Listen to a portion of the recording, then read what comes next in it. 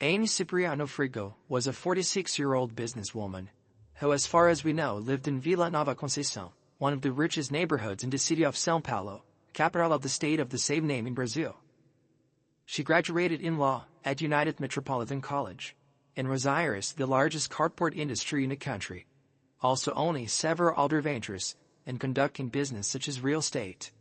Her fortune is estimated at $10 million. She's also responsible, along with a partner, for opening in 2017 the Museum of Imagination, an interactive leisure space for children, inspired by spaces similar to those that exist in the United States and England. However, according to the administration of the institution, the woman left the group in December 2020. Anne was known for having a very luxurious life, spending on very expensive clothes, jewelry, and restaurants. She enjoyed traveling around the world with her family, as well as touring glamorous parties, often featuring famous singers and bands. At one point, the woman started a relationship with Vitor Lucio Jacinto, 42 years old. They met through a dating app. At the beginning of the relationship, Vitor Lucio lied, saying he was a federal police agent and owned a surveillance company, but he actually worked as a security guard at a restaurant in São Paulo.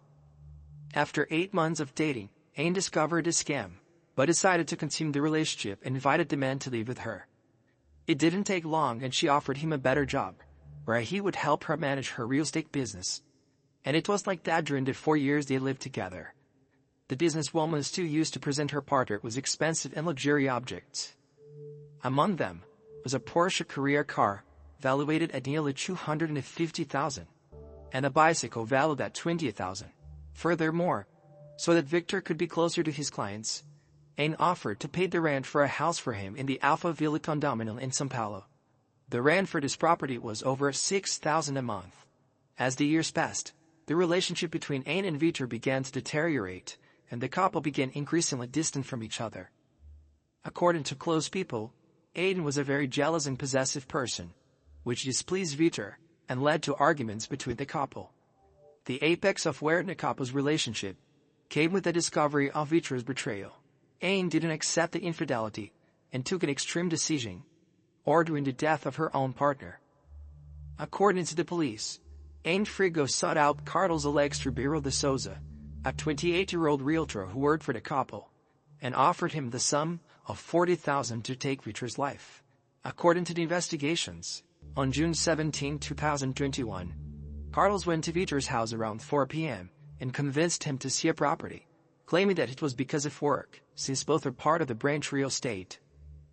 The crime happened halfway to the property, while the two men were in a vehicle on a highway called White Castle. With the car still in motion, Carlos grabbed the gun that was behind his seat and shot Victor in the back. The bullet hit the victim in the heart. Victor couldn't resist his injuries and died soon after. In order not to attract attention, Carlos laid down the passenger seat where Victor was, arranging his body down so that anyone looking at the vehicle would not see him. He still drove about 30 kilometers to the spawning site. Vitor Lucio's body was located 2 days later, on June 18, in an area of dense forest near a dam, in the south zone of São Paulo. He was only recognized through fingerprints, as the body was partially burned. The victim had burn marks on his head and right leg. Everything pointed to an attempt by the perpetrator of the crime to make it difficult to identify the corpse. In later testimony, Carlos said he threw a flammable liquid and then set fire to the body. However, the flames didn't spread and went out as soon as the men left the scene. As soon as the police were able to identify Vitor Lucio, they contacted his family and began investigations. Anne and Carlos were arrested on June 29, after a quick investigation by homicide officers. The police obtained evidence of their participation in the crime through videos taken from security cameras. Testimonies of witnesses reported that the businesswoman and the security guard were arguing, and exchanges of text messages between those being investigated and the victim's relatives. The police also seized the cell phones of the businesswoman and the broker to be analyzed. In testimony, Carlos said he was sought out at the end of May 2021 by the businesswoman, and that she offered him money to kill Victor. At the time, she would have told him that she couldn't take it anymore, and that she needed to put an end to her partner. Still, according to Carlos, Aiden would have discovered Victor's betrayal after having access to his cell phone. Shortly after leaving the body, the broker went into the businesswoman's house to tell the details of the death.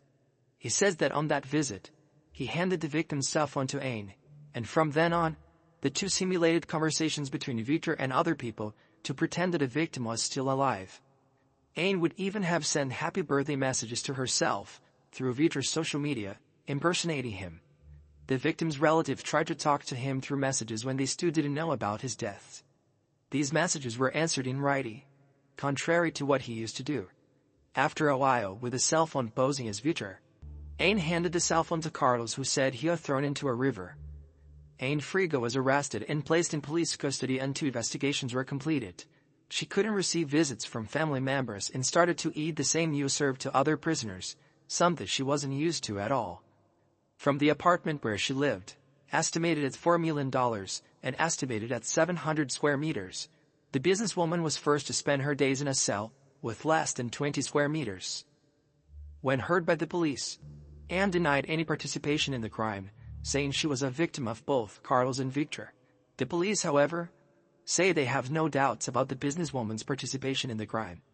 According to investigators, the woman had even devised an escape plan, having already bought a ticket to Europe.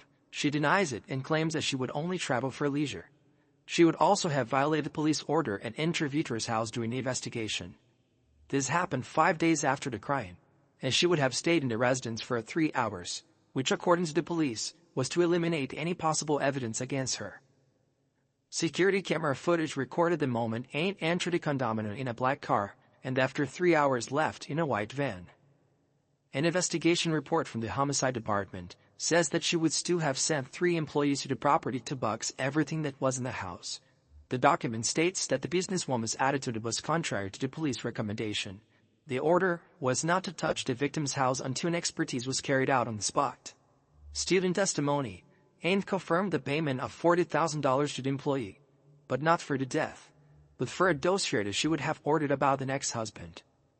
Regarding the woman's testimonies, the responsible delegate and director of the police department, Fabio Pinheiro, said, "We are sure of her involvement. She is denying it, but it is all defense thesis. She is being well instructed, saying that everything came from Carlos himself." Still according to the delegate, Aine would have said that she was sought by Carlos at night, on the same night of the crime, and that Carlos told her that he had killed Victor, but she was afraid to go to the police. To the chief, this is a big contradiction, since Aine still continued to meet with Carlos.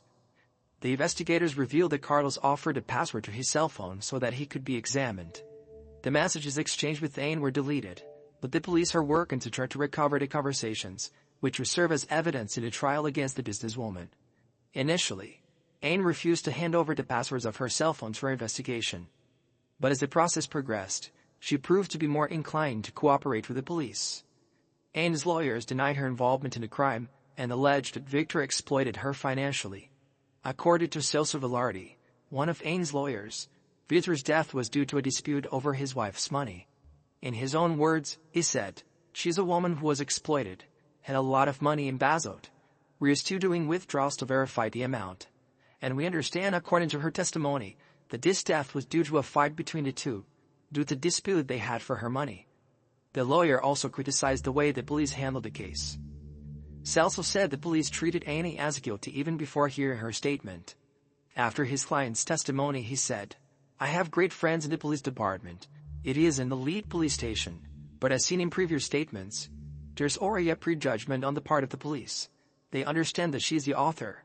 It was said that they were going to complete investigations against her and asked to prevent the detention." Even without hearing the accused's statement, after the testimony, I saw that were statements saying that her testimony is not convincing, but there is already a predisposition to regard anything she said as unconvincing. According to Aine, Carlos looked for her after he had already committed the crime, and told her he had killed Victor without her knowing anything. She said that on the afternoon of June 16th, moment after the bride, Carlos would have told her, "I'll give you good news. I solved your life. I killed him."